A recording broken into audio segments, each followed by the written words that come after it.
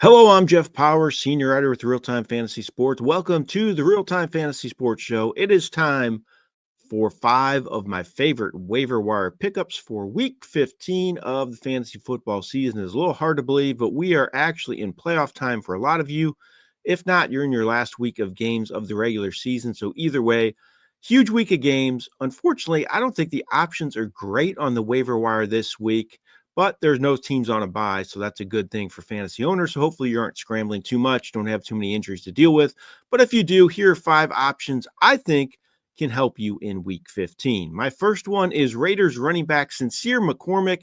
He's really been good the last couple of weeks, getting more chances in this offense. Amir Abdullah was back this past week, but it was McCormick that still led the Raiders backfield in playing time. He had 15 carries for 78 yards, caught 2 passes for 11 yards. He topped double-digit fantasy points for the first time all season in that game. He played 61% of the snaps compared to 39% for Abdullah. So McCormick could be a big factor in this Raiders offense the rest of the way.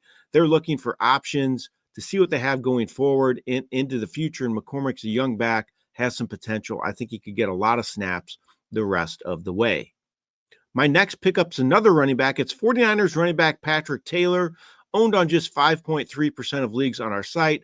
Isaac Uriendo was the big pickup last week, and he got hurt in that week 14 game. Shocking. The 49ers cannot keep their backs healthy. For some reason, just been killed by that injury bug. Uriendo hurt his foot. We still aren't sure if he's going to miss any time because of this injury. But if he does, it's Taylor who's the next man up for San Francisco. And we all know a San Francisco fantasy back has huge value. So Taylor is a great pickup if you're looking for some running back help this week and Guriendo has to miss the game. Taylor last week had 7 carries for 25 yards and a touchdown after Guriendo got hurt, and he played pretty well in that lead role in the 49ers backfield. So he's definitely a guy I would consider adding if you're looking for running back help. My next pickup, is receiver Ray McCloud, who actually made this list last week, but he's still owned on just 24.4% of leagues on our site. He just keeps making plays with his chances, though. He had season highs across the board last week after setting season highs the previous week. He caught 8 passes for 98 yards on 11 targets last week. He has double-digit fantasy points 3 straight games and 4 or 5 games. The numbers don't lie. He's getting it done on a weekly basis. He's a big part of this Falcons passing game. My next pickup's another running back, and it's Isaiah Davis of the New York Jets, owned on just 1.7% of leagues on our site. He pretty much split the work evenly with Braylon Allen last week, and Davis actually outproduced him, running 10 times for 40 yards and a touchdown. Also caught 3 passes, giving him 3 receptions each of his last 2 games.